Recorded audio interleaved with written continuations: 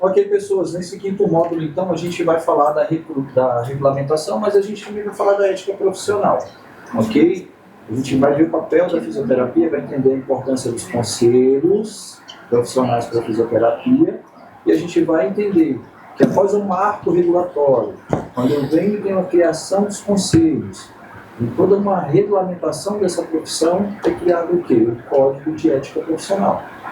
Tá? Então a gente vai falar, vai conhecer aí nesse módulo, tá aí para você ler, observar e se aprofundar no Código de Ética e nas normativas que regem a profissão. Entenda. Como profissional fisioterapeuta, após você se formar 5 anos, colar seu grau, tá? Levar sua colação de grau, seu histórico, dar entrada no processo, para você pegar a sua carteirinha do seu CREFIP, né, fazendo o seu registro profissional, não existe mais a disputa de desconhecimento do Código de Ética e das normativas que regem a sua profissão. Para o currículo obrigatório. Para que isso que essa disciplina existe. Tá? Então, você tem que o quê? Se preparar para atuar com autonomia. Mas ninguém vai atuar com autonomia sem responsabilidade e segurança. Quem te dá essa responsabilidade e essa segurança? Conselho de Ética e as normativas. Eu tenho normativas federais e tenho normativas regionais. As normativas regionais não podem se interpor às federais. Existe uma hierarquia entre os conselhos. Existe também uma hierarquia, que a gente já falou no módulo anterior, com relação à hierarquia das leis. Okay? Isso precisa ser muito observado.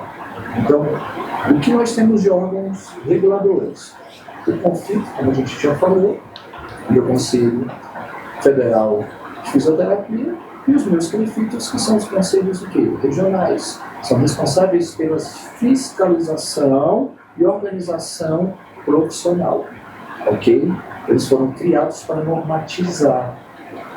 São eles que normatizam, fiscalizam a ética e defendem o interesse da categoria. Então, a principal função é garantir que a população receba um serviço de qualidade. O principal objetivo de um Conselho Federal e de um Conselho Regional é a garantia da entrega à população de um serviço de qualidade. É isso que a gente tem que deixar guardado. É o papel do CONFIT, atuar em nível nacional, funcionando como um Tribunal Superior de Ética. Eu tenho meu Código de Ética, desenvolvido e criado no Conselho Federal. A gente tem uma série de resoluções e normativas criadas pelo Conselho Federal que regulamenta a profissão em todo o país. Se você quebra alguma dessas e dentro da região, ok? Fiscaliza o local, que tem também o seu próprio conselho de ética.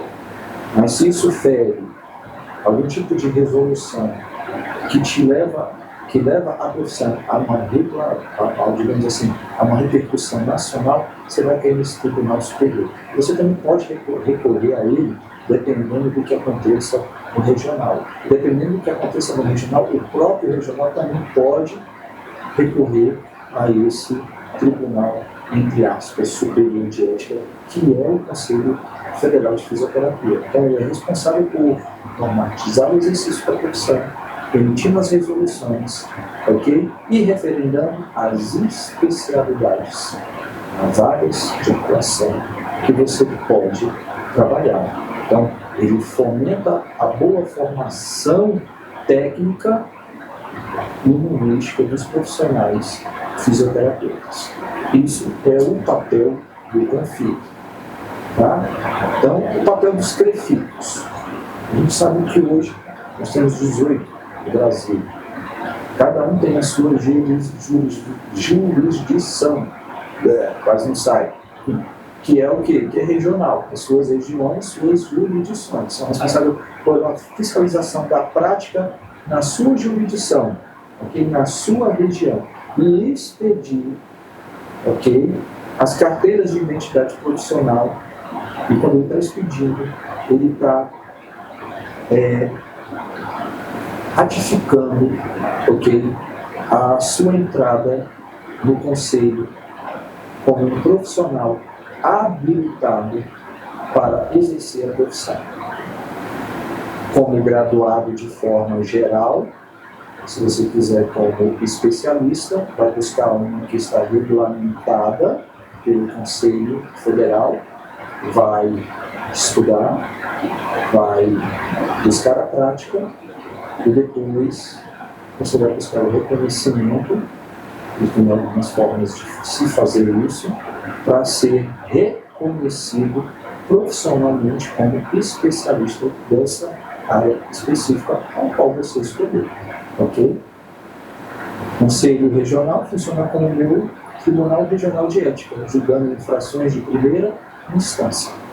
Então, eu tenho essa de primeira instância, subiu para o conflito, eu vou para o superior. Ok? O que é o Código de Ética e o que é deontologia? Quando eu falo de deontologia, eu estou falando de leis que regulamentam o exercício da minha profissão. Então eu tenho direito aqui e eu tenho as normas da fisioterapia e o conhecimento da fisioterapia aqui. A interseção, está vendo aqui? O que tem aqui no centro, bem no centro, se é o direito emprestando o seu conhecimento para a fisioterapia, as leis é deontologia.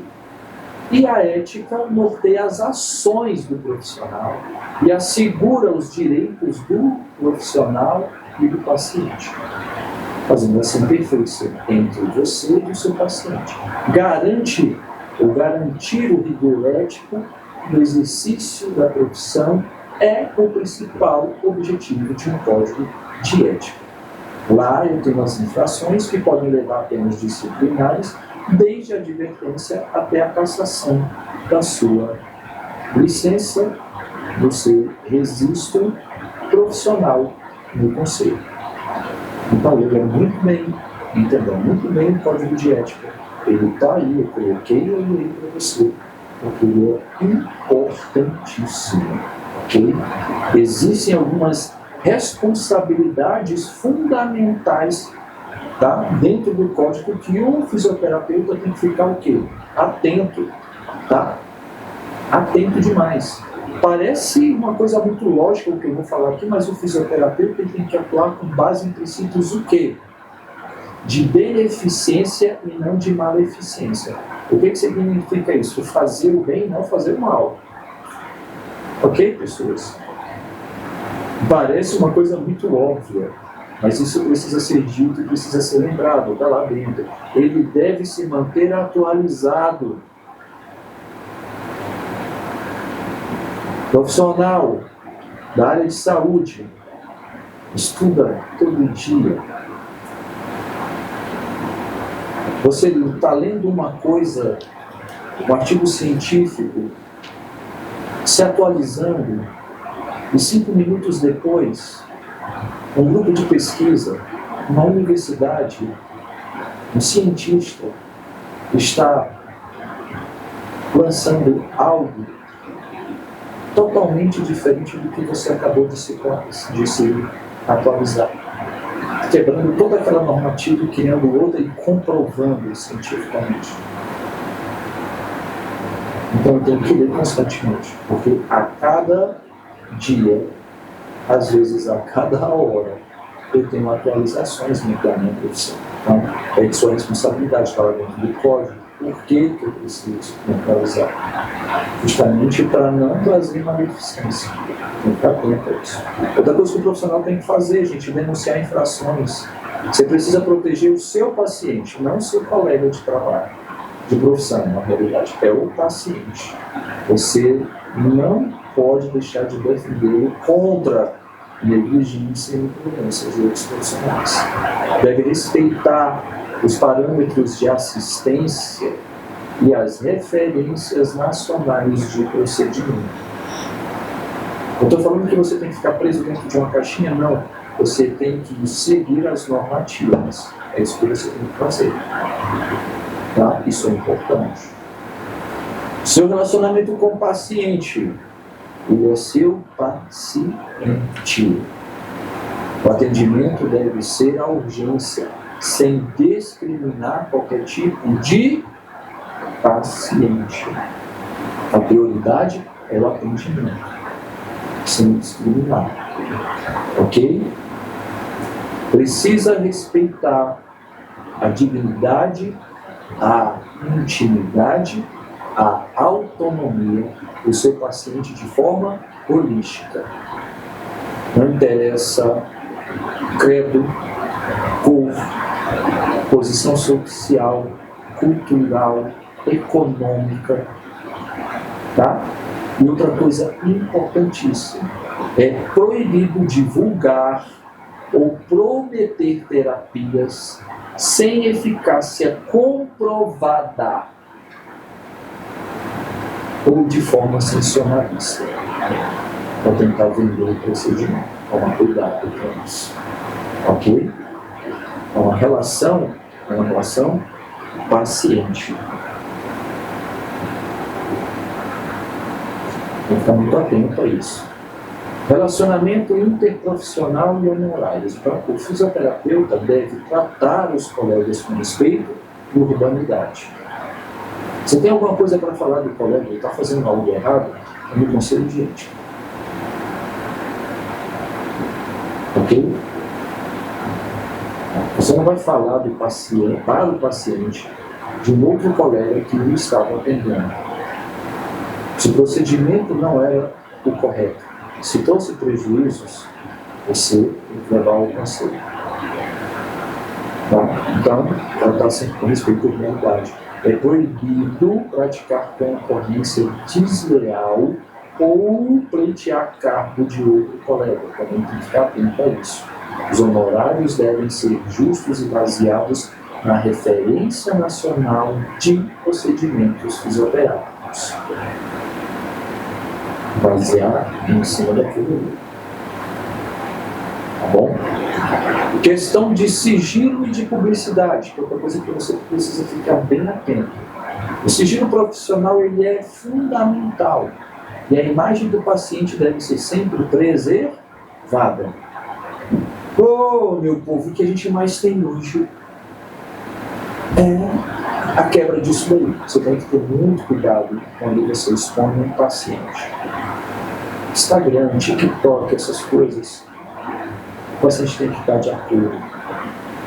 Ele tem que assinar termos. Você precisa se respaldar. Ok? Você não pode, de jeito nenhum, expor o seu paciente. Tá? Se ele não autorizar, não pode. As informações fisioterápicas dele também, que é um sigilo, tá? Dele como paciente, da saúde dele também não pode ser exposto sem autorização dele. Ok? A divulgação profissional deve ser feita com a dignidade e exatidão, sem prometer resultados garantidos. Isso é muito importante. É proibido divulgar preços de consultas ou atendimento fora do local de assistência. Instagram, promoção. 10 sessões de fisioterapia por R$50. Não pode. Ok? Além de R$50 ser desleal, também não pode. Sobre docência, pesquisa e sobre punições. Na docência e pesquisa, o profissional deve seguir os princípios éticos e bioéticos. Tem tudo aí no texto falando sobre a normativa e a regulamentação de cada uma dessas coisas. É proibido manipular dados de pesquisa e utilizar materiais sem a devida auditoria. Tudo tem que passar por um conselho de ética para ver se a sua pesquisa pode ser realizada ou não, se ela é autorizada ou não, ok? A infração ao código de ética pode levar a sanções, lembre-se disso, eu já falei aqui, que prescreve em 5 anos. O conhecimento do código de ética é a sua melhor proteção. O que eu estou falando aqui está descrito. Não para você escutar ou assistir esse vídeo. Isso é só uma orientação. Toda essa normativa, o conselho, o código de ética, o código para pesquisa, toda a normativa, todas as leis nacionais para se desenvolver na pesquisa, está tudo bem proibido. Não deixe de ler, não deixe de estudar. Ok? E até o próximo módulo. Obrigado.